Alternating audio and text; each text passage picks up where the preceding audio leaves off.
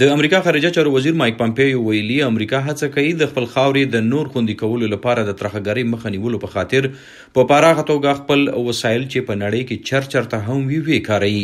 د وایس اف امریکا ودانۍ ته د سفر په وخت ښاغلي پامپیو دغه وینا کړې. The decisions the president has made with respect to Afghanistan and the Middle East broadly, Syria, you talk about North Africa as well.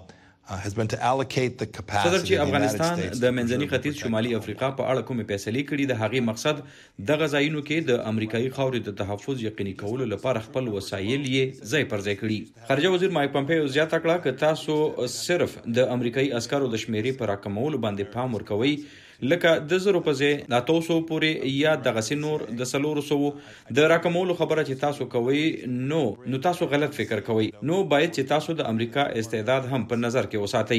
دغه تاسو مه هیروئ چې زموږ تحفظ یقیني دی.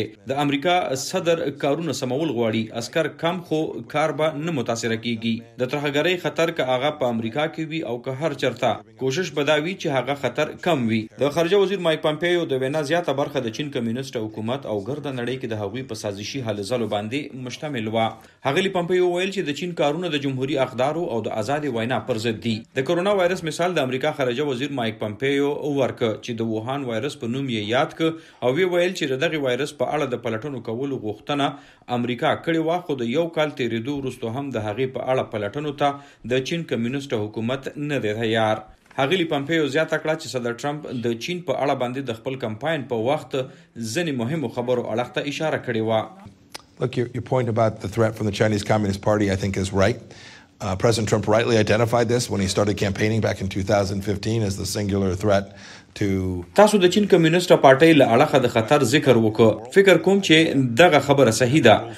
صدر ټرمپ په صحیح توګه د دغه پیژنګلو کړې وه د هغه وخت نه کله چې هغه په کال 2015 کې کمپاین شروع کړی وو. د غربي نړۍ د مرکزی فکر دا نظریه چې د انساني وقار لپاره به په وصولو نظام وي دغه ته یوازینی خطر د چین څخه وو.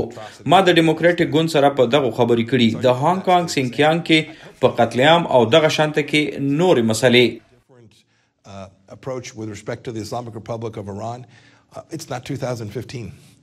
What has taken place in the Middle East in these last 4 years, whether that's the efforts we have put to constrain... د ایران په اړه خارجه وزیر مایک پامپیو ویل چې دا 2015 کال نه دی. په منځني ختیځ کې چې په تیر 4 کالو کې حکومت کومې فیصلې کړي نو دغه د اوږدې مودې کوششونه وو. د اسرائیل پایتخت یروشلم جوړول دا د هغوی د یهودي ریاست حق وو. دا هغه څیزونه دي چې همیشه به وي. امید کوم د امریکا راتلونکي حکومت به دا نه یوازې جاري ساتي بلکې په دې به نور هم کار کوي چې دغلته د تمامو هیوادونو سوکالي او خوشحالي یقیني شي. ښاغلي پامپیو وایس اف امریکا ودانۍ ته د خپل سفر په وخت باندې وایس اف امریکا په اهمیت د ادارې پر رښتینولۍ په توله خبرونو باندې خبرې وکړي او وایس اف امریکا یې د نړۍ د ګوټ د خلکو د نمایندګۍ مرکز وباله.